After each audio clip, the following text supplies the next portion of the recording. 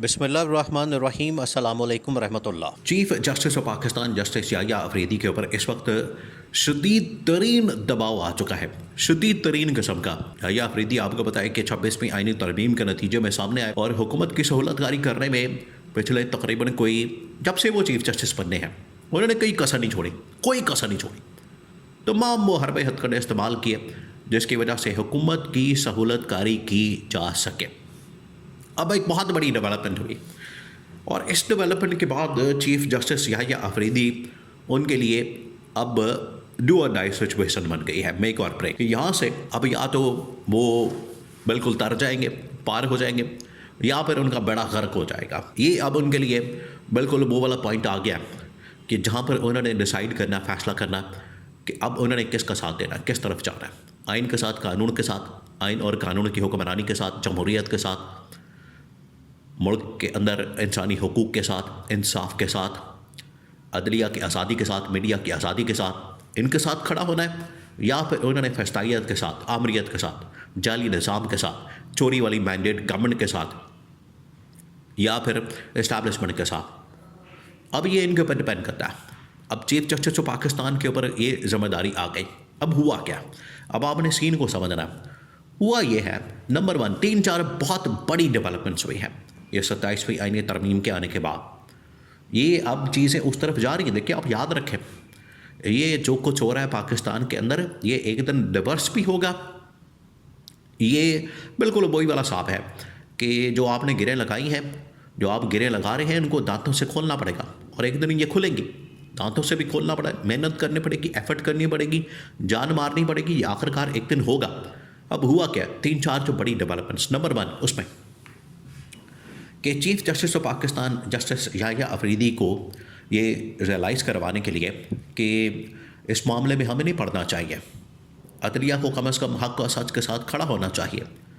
उसके लिए साबिक chief justice Jawad S Khawaja की जानिब से सुप्रीम कोर्ट पाकिस्तान के अंदर पिटिशन का दायर करना इस बात का सबूत है कि इस वक्त जितनी भी बाकी फॉर्मर साबिक चीफ जस्टिस, जजेस, वकला बरादरी, पाकिस्तान के अंदर जितनी भी आइन और कानून की बात करने वाले बरादरी मौजूद है, वकला बरादरी हो जाए, सहाफ़ी बरादरी हो जाए, पाकिस्तान के इंटेलेक्चुअल्स हो जाए, पाकिस्तान के आइन और कानून के माहिरीन, तमाम के तमाम लोगों की जानिब से ये बात की जा रही। आप इसको समझें, ये सिचुएशन किधर लेकर जा रहे हैं, आप इस बात को समझें। आप इमेजिन करें कि सूरत हाल किधर जा रही।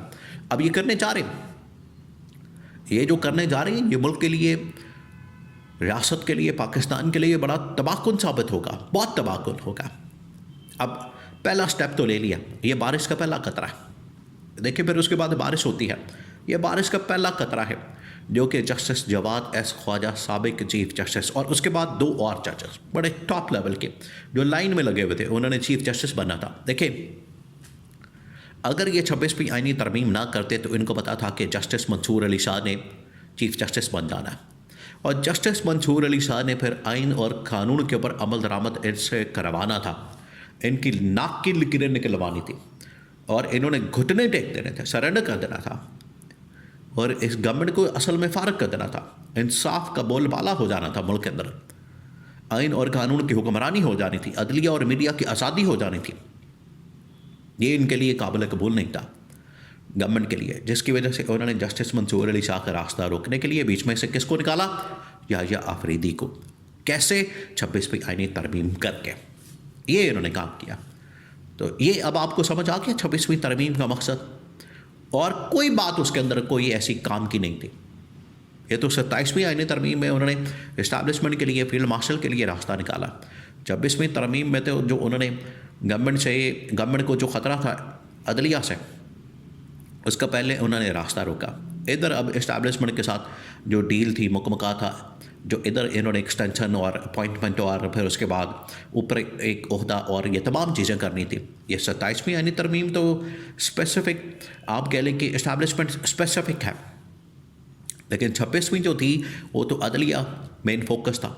अदलिया के मतलब तमाम की तमाम तरमीम की गई। अब उसमें जस्टिस मंसूर अली शाह ने भी आवाज़ उठाई है। देखिए, बारिश का पहला खतरा। अब दूसरा, justice Mansoor Ali Shah. Number third, justice Athar Minallah. अब इसके ऊपर प्रेस कॉन्फ्रेंस की गई पीटीआई के रहनुमाओं की जानिब से, या आप कह लें कि तहरीक तहफ़्फ़ुज़ आइन पाकिस्तान के प्लेटफॉर्म से जो इमरान खान ने क्रिएट किया। इमरान खान को पता था कि हमें ज़रूरत पड़ जानी है, अब हमें इसके लिए ज़रूरत पड़ गई कि आइन का तहफ़्फ़ुज़ करने के लिए हमें बाकायदा तौर पर तहरीक, एहतजाज, धरना, लॉन्ग मार्च सब कुछ करना पड़ेगा, जो इमरान खान ने पहले बता दिया था।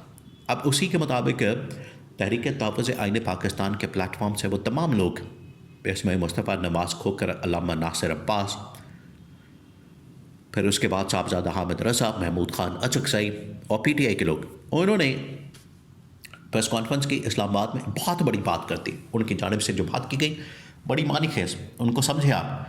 उन्होंने कहा कि अब practically chief justice of Pakistan को, याहिया अफरीदी को मैदान के अंदर आके क्लैरिटी के साथ, कैटेगोरिकली इसके ऊपर बताना पड़ेगा कि आप किसके साथ हैं, आप किस साइड पर खड़े हैं, आप तारीख के किस साइड पर खड़े होना चाहते हैं। अब आपको बताना पड़ेगा, इसके ऊपर आपको मौक़िफ़ देना पड़ेगा, इसके ऊपर आपको बात करनी पड़ेगी कि आप किसके साथ खड़े हैं, आपकी साइड कौन सी है। अगर आप ये क्लियर नहीं करते, अगर आप ये बताते नहीं, इसके ऊपर आप इज़हार नहीं करते, बात नहीं करते, तो फिर आप कल को आवाम के सामने जवाबदेह होंगे, जिस तरह से काजी फाइज ईसा को ज़िल्लत और रुसवाई का सामना करना पड़ा, बिल्कुल उसी तरीके से। देखिए, ये फिर मकाफ़ात अमल होता है, यह बात जहन में रखें। ये फिर जो कौमें होती हैं, जो आवाम होती है, वो फिर न बख्शती, वो मुहसिनों को याद रखती है, लेकिन जो उनके हकूक़ के ऊपर डाका मारते हैं उनको फिर बुला देती है, उन्हें फिर ज़िल्लत और रुसवाई का सामना करना पड़ता है। जिस तरह से काजी फाइज ईसा को ज़िल्लत और रुसवाई का सामना करना पड़ा, और उसे एक ही वीडियो ने, एक ही शख्स ने, एक ही कैफ़े ने, एक ही वहाँ पर जाने से उसके 14 तबक रोशन हो गए। उसको अंदाज़ा हो गया, पता चल गया कि पाकिस्तान अब मेरे लिए रहने के काबिल नहीं रहा। क्यों? क्योंकि उसने कारनामे ऐसे किए थे, उसकी कारस्तानियाँ ऐसी थी, उसकी करतूतें ऐसी थी। आज ये चीफ जस्टिस याहिया अफरीदी को रियलाइज़ करवाने की कोशिश की जा रही है, उनको बताया जा रहा है, समझाया जा रहा है, उन्हें बार बार रियलाइज़ करवाया जा रहा है कि अगर आपने आज इस तरमीम के ऊपर नोटिस ना लिया, आज इसकी जांच पड़ताल ना की, रिव्यू ना किया, यह तहरीक तहफ़्फ़ुज़ आइन पाकिस्तान के प्लेटफॉर्म से chief justice of Pakistan Yahya Afridi से डिमांड की जा रही कि चलें आप तमाम के तमाम जजेस इस्लामाबाद हाई कोर्ट के, सुप्रीम कोर्ट के, इमरान खान के पास, उसकी रिहाई के ऊपर फैसला करें, उसको बुलाएं यहाँ पर, यहाँ आप खुद पहुँचे, वहाँ पर जाके बात करें, मुलाकात करें, तहरीक जाए, क्योंकि ये अब आर पार सिचुएशन बन चुकी है, डो और डाई आ चुका है। अब आइन और कानून, अदलिया और मीडिया, इसकी आज़ादी, रखवाली और इसकी जो आइन और कानून की बालादस्ती, ये अब वक्त की ज़रूरत बन चुका है। यही वो टाइम है, वक्त है। अगर आपने ये टाइम ज़ाया कर दिया तो फिर इतनी देर हो जाएगी कि वापसी का रास्ता नामुमकिन हो जाएगा।